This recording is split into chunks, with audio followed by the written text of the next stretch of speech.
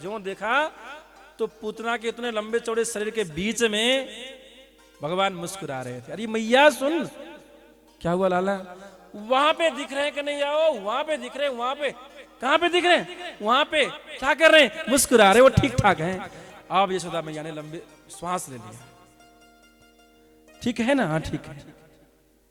भगवान इसलिए दिखे कि भगवान का जो स्वरूप है वो चमचमाता है, नीलमणि जैसा। तो बहुत दूर होने के बाद भी, जैसे बहुत दूर होने के बाद भी चंद्रमा दिखाई पड़ती है, वैसे ही इतने लंबे चौड़े शरीर के बीच में भी 7 दिन के बच्चे भगवान कृष्ण इसलिए दिख पड़े क्योंकि उनका स्वरूप जो है चमचमाता हुआ है। बोल कृष्ण कन्हैया लाल की। अब जाए तो कैसे फिर लेने के लिए? छोटी सी चढ़ाई भी हो तो उसमें सीढ़ी ना हो तो चढ़ना मुश्किल हो जाता है। इतनी लंबी चौड़ी पूतना है, वो सब शरीर है, देह है, पेट है, उसमें कैसे चढ़ेंगे? तो ब्रजवासियों ने खूब लकड़ी को काट के, बांस को काट करके उसमें रास्ता बनाया है, सीढ़ी बनाई है, और जा करके भगवान को उठाया तो भगवान मुस्कुरा रहे थे। बिल्कुल स्तनपान करके, दुग्ध पी करके तृप्त थे और मुस्कुरा के खेल रहे थे। उसके ऊपर लेकर के आए तो ब्रजवासियों ने कहा अब क्या करें इसका, ये तो मर गई है, अब इसके शरीर को खाने के लिए बाघ, चितवा, सब जानवर आएंगे, सारा ब्रज दूषित हो जाएगा। तो क्या किया जाए? इतना जब मांस है तो सब चीताएं, बाघ, भालू सब वहीं पे आ जाएंगे। तो क्या किया जाए? तो बुजुर्गों ने कहा इसको आग लगा देते हैं। आखिर सब लकड़ी वृक्ष सब गिरे हुए थे, उसी में ले जा करके ब्रजवासियों ने क्या किया? आग लगा दिया। सुखदेव स्वामी जी कहते हैं परीक्षित सुनो, एक अद्भुत घटना हुई यहाँ पे। क्या? कि पूतना के शरीर से दिव्य सुगंधित प्रवाहित हुआ, सारे ब्रज में सुगंध फैल गया। परीक्षित ने कहा सुगंध? पूतना के शरीर से सुगंध कैसा? जीवन भर रक्तपान करती रही, बच्चों को मारती रही, राक्षसी थी, पातकी थी, जीवन भर एक पुण्य कर्म भी किया नहीं, जीवन भर पाप किया, तो शरीर से दुर्गंध आना चाहिए, सुगंध कैसा? तो कहते हैं पूतना लोकवालघ्नी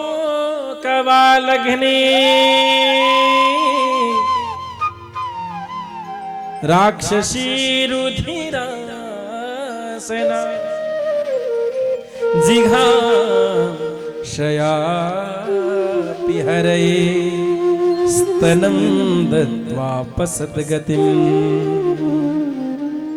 स्तनं दत्त्वा पसद्गतिम्। पूतना लोकवालग्नि थी, माने बच्चों को मारती थी, राक्षसी, जन्म से भी राक्षसी थी, रुधिरासना में रक्तपान करती थी, भगवान को मारने के लिए आई थी, जिघांसया। पर एक ही पुण्य कर्म किया। क्या? उसने मारने की जो पद्धति अपनाई है ना, वो मातृवत कर्म है। यदि यह सोचती कि मैं गले घोट के मार दूंगी तो वह आसुरी प्रवृत्ति हो जाता। उसने कहा मैं स्तनपान करा के मारूंगी, ये तो मातृवत कर्म हुआ। तो ठाकुर जी ने पूतना को मोक्ष प्रदान किया, अपनी माँ यशोदा को जो पद प्रदान किया है ना, वही पद पूतना को भी प्रदान किया। ऐसे कृपालु, ऐसे दयालु भगवान भले कोई है जिसके हम शरण में जाएं? जिघांसया, भगवान के स्पर्श से, भगवान के दर्शन से उसके सारे पाप धुल गए थे। जिनको ठाकुर जी का दर्शन प्राप्त हो उसके कोई पाप भले रह जाते हैं क्या? जिनके नाम स्मृति से सारे पाप धुल जाते हैं, उनके स्पर्श से पूतना बिल्कुल पवित्र हो गई थी, शुद्ध हो गई थी। भगवान बड़े कृपालु हैं, मार तो दिया पर तार भी दिया।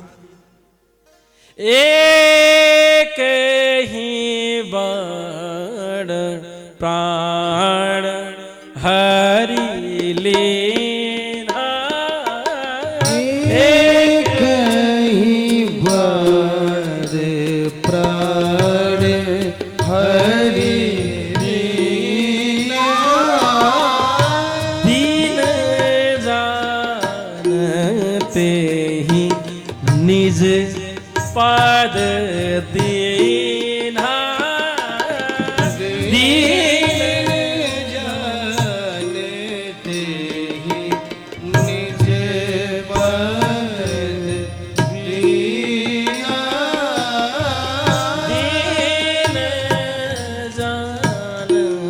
ते ही निज पद दीन्हा। निज पद देना, मुक्ति दिया ऐसा नहीं, अपना पद प्रदान किया, अपना स्थान प्रदान किया। भगवान इतने दयालु हैं, इतने कृपालु हैं। निज पद देना, इसका और भी कई अर्थ हो सकता है। निज पद माने अपना पद प्रदान किया, अपना स्थान प्रदान किया। निज पद माने अपने पाव ठाकुर जी ने प्रदान किया, चरणारविंद। क्योंकि भगवान के चरणारविंद में सारी मुक्तियां हैं। भगवान का चरण जो है जादूमय है, जादूमय। जिन चरण धूलि से पत्थर नारी बन जाती है। अहिल्या पत्थर बनी थी, राम जी के चरण धूलि से नारी बन गई। पर शतपद पावन शोकन सावन है चरण रज पदनख चंद्रिका। भगवान के चरण ही जीवन के सारे सुख दुख को निवारण करने वाले हैं। इसलिए भगवान ने, राम जी ने अथवा श्याम जी ने अपने पद प्रदान किया। जिनको पद चरणारविंद प्राप्त हो जाता है, उन्हें जीवन में सब कुछ प्राप्त हो जाता है। इसलिए पूतना को मुक्ति गति भगवान ने प्रदान की। अब यशोदा मैया भगवान को उठाती हैं, उठा करके घर पे लेके आई। मेरे लाला, मेरा बेटा, रो रही हैं, बार बार चुम रही हैं, बार बार अंकमाल कर रही हैं। डर गया होगा, नजर लग गया होगा, कह करके गोठ में ले गई, गौशाला में ले गई और ले जा करके झाड़ा लगाया। झाड़ा समझती हो? झाड़ फूक, झाड़ फूक।